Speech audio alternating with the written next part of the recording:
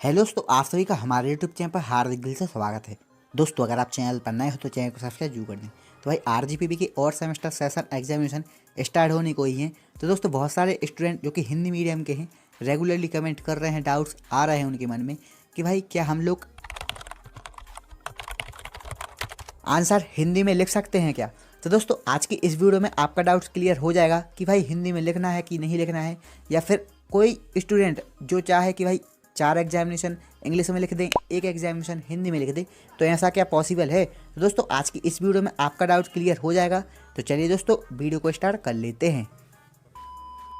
तो दोस्तों, अगर आप 3rd सेमेस्टर वाले हैं तो आपने 2nd सेमेस्टर में ऑफलाइन एग्जामिनेशन दिया ही होगा, या फिर अगर आप 3rd सेमेस्टर में लेटरल एंट्री में एडमिशन लिए हो, या फिर 1st सेमेस्टर में एडमिशन लिए हो, न्यू स्टूडेंट हो, अभी तक ऑफलाइन एग्जामिनेशन नहीं दिया है आरजीपीवी का। तो दोस्तों, आपको पहले ही बता दें कि जो आपका एग्जामिनेशन पेपर आता है वो इस टाइप का आता है, 2 लैंग्वेजेस में, हिंदी प्लस इंग्लिश।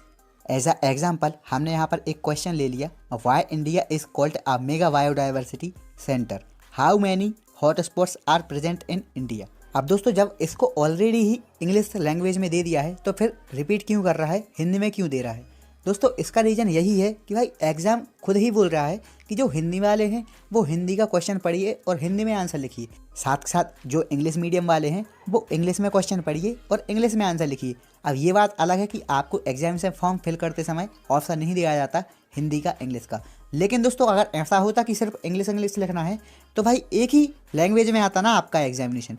लेकिन दोस्तों, दिक्कत ये है कि अगर आप अपने एचओडी से पूछने जाते हैं कि सर हिंदी में लिख सकते हैं क्या, या फिर किसी भी सर से पूछते हैं, फैकल्टी से पूछते हैं, तो वो यही बोलेंगे कि नहीं लिख सकते हैं क्योंकि बीटेक प्रोफेशनल कोर्स है, ये है वो है। तो दोस्तों, आप लोग पूछेंगे तो उत्तर में आपको यही मिलेगा। लेकिन दोस्तों, ठीक ऐसा ही पिछले सेमेस्टर में हुआ था जब 3rd सेमेस्टर वाले 2nd सेमेस्टर में थे। कुछ लोग ऐसे थे जिनको भाई इंग्लिश बिल्कुल भी नहीं आ रही थी, वो डायरेक्ट हिंदी में पढ़ के गए, हिंदी में ही लिख कर आए, और जब उनका रिजल्ट आया तो भाई उनके अच्छी CGPA SGPA आई थी, उन्होंने इंग्लिश मीडियम वालों को भी मात दे दी थी। मतलब कहने का कि भाई आप हिंदी में लिख सकते हैं, एचओडी से पूछना आपको पूछ लीजिए, क्लियर कर लीजिए अपनी कॉलेज में। लेकिन दोस्तों, रिप्लाई में जो मैंने आपको बताया है वो ही आएगा। लेकिन दोस्तों, अगर ऐसा होता कि सिर्फ आपको आंसर इंग्लिश में ही लिखना है तो पेपर को क्यों 2 भाषाओं में आप प्रिंट कर रहे हो, सिर्फ एक ही भाषा में करो ना, इंग्लिश या फिर हिंदी। लेकिन दोस्तों, आपका पेपर 2 भाषा में आता है तो आप भी 2 भाषा में लिख सकते हो, हिंदी प्लस इंग्लिश। दोस्तों, यहाँ पर मैंने आपको क्लियर कर दिया है विथ ये एक प्रकार से आपको प्रूफ भी है कि भाई 2 लैंग्वेज में पेपर आता है तो 2 लैंग्वेज में हम आंसर लिख सकते हैं। साथ के साथ दोस्तों, कुछ मैंने ऑलरेडी वीडियो बनाई थी इस टॉपिक पर, उसमें कमेंट भी आई है कि यस मैंने हिंदी में लिखा था, CGPA SGPA अच्छा आया, रिजल्ट अच्छा आया।